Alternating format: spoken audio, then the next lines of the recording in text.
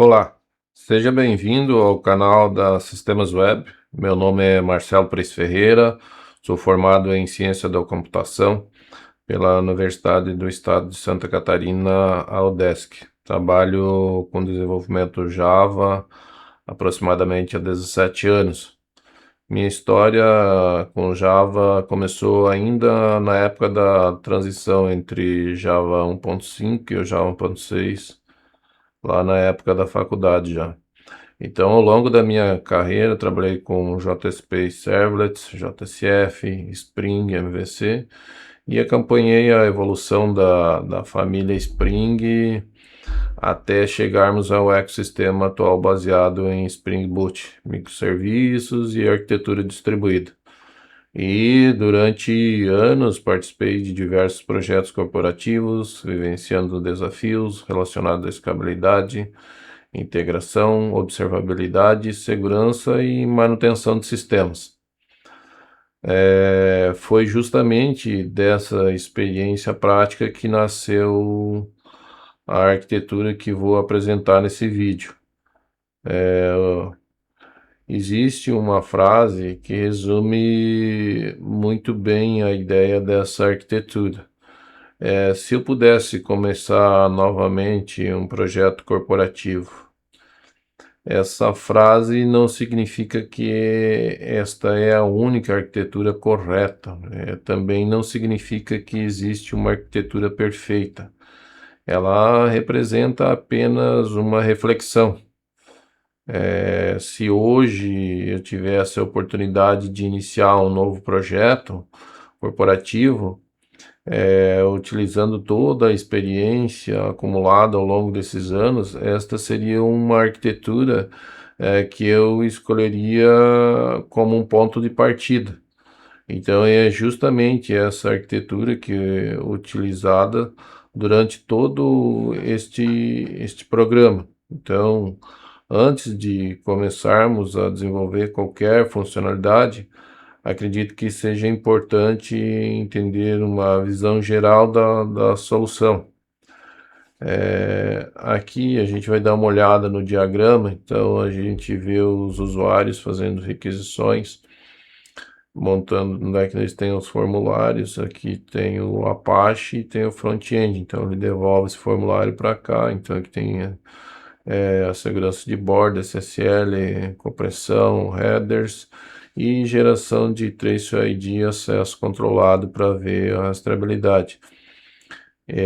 Imaginando que é preciso trazer um dado para apresentar aqui, por exemplo, a rua ou o CEP, então ele vai vir aqui no gate, vai passar pelos orquestradores, vai chegar aqui dentro, fazer uma busca, uma integração no Correios, por exemplo. Então essa seria a chamada que vai acontecer. Se for buscar um cliente, então cada microserviço aqui está representado um banco de dados únicos, mas cada microserviço tem o seu banco de dados para não ferir a regra de requisição de microserviços independentes. Então aqui é só uma simplificação. Então temos serviços de negócios, logs estruturados e a propagação do Trace ID, integração com serviços assíncronos. Então, cada microserviço tem a sua saída de log, cada orquestrador tem a sua saída de log, API Gate e outros caras aqui. E aqui o JWT é um microcomponente, que, por exemplo, de login, que devolve para o front-end quando ele faz login esse JWT token, e toda requisição que é enviada, esse token vem no header. E a parte do Rabbit aqui faz a integração com os microserviços, então os microserviços comunicam aqui e depois apresentam o Trace ID para ver conforme o tempo da requisição que demorou dentro dessa a arquitetura. E a saída para os logs aqui, a stack do Elastic.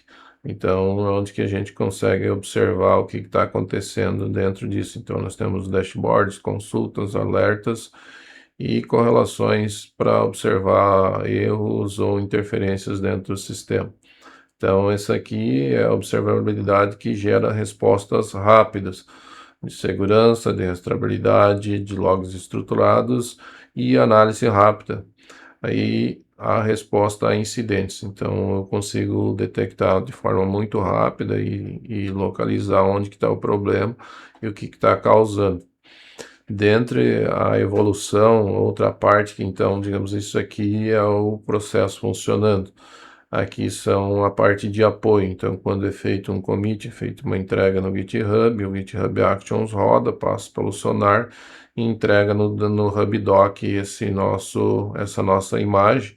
Depois é feito o deploy em teste, homologação ou produção. Se o Jenkins roda para construir um artefato, ele passa pelo Sonar e entrega aqui no Nexus.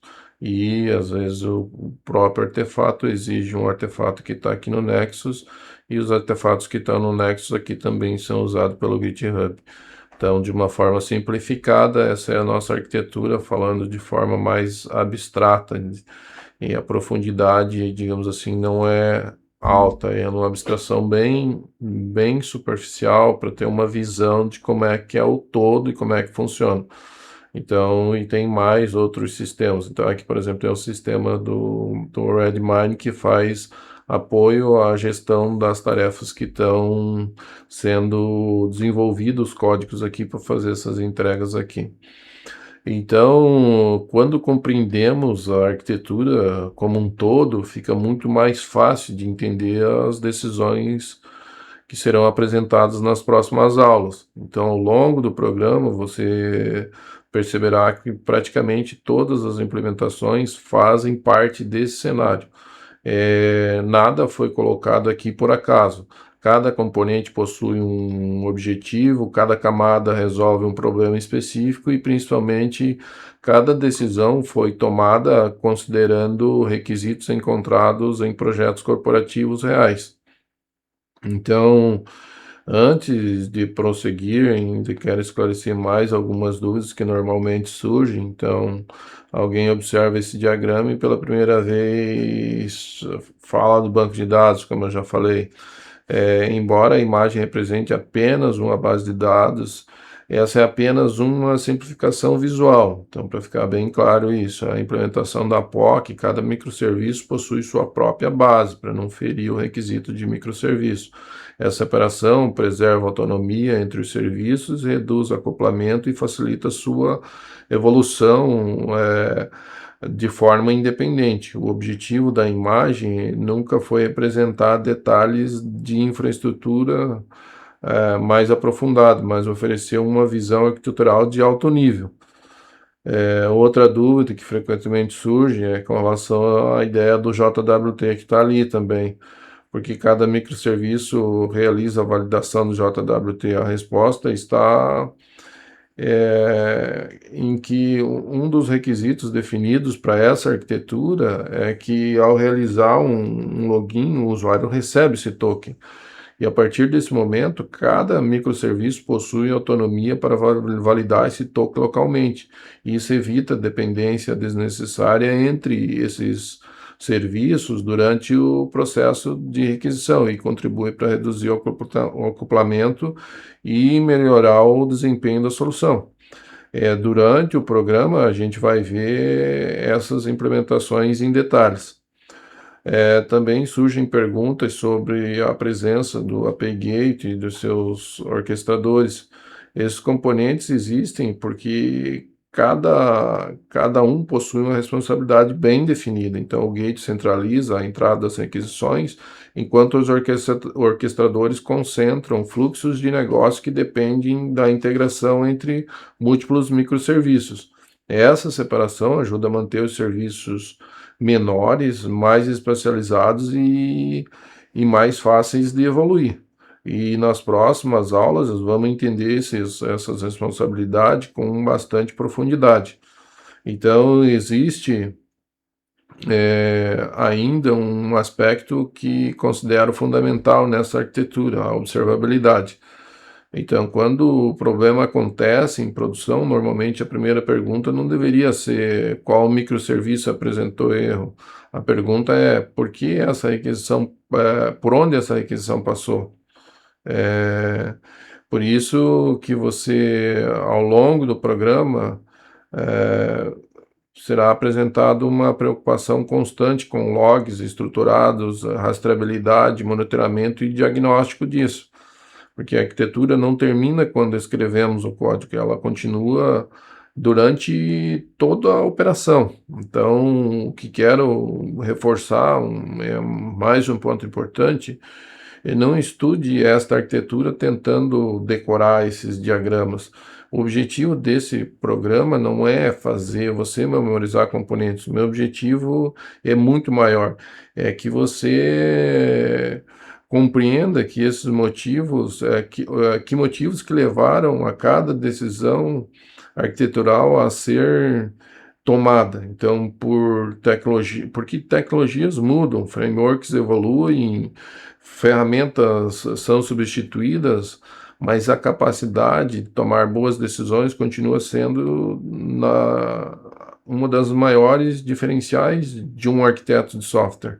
Então, é exatamente isso é que vamos desenvolver durante esta jornada. E na próxima aula começaremos a explorar essa arquitetura com mais detalhes. Então a gente vai entender cada camada, cada componente e principalmente as decisões que tornam a solução uma arquitetura preparada para aplicações corporativas. Então vamos começar. Espero que tenha gostado desse vídeo e que tenha ajudado você a compreender a proposta dessa arquitetura.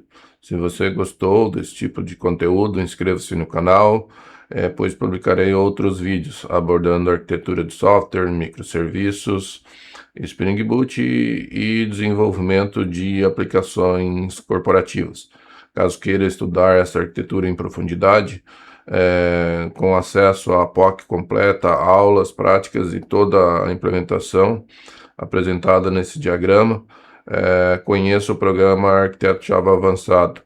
Abaixo vou deixar um link fixado nos comentários para levar mais detalhes para você nesse sentido.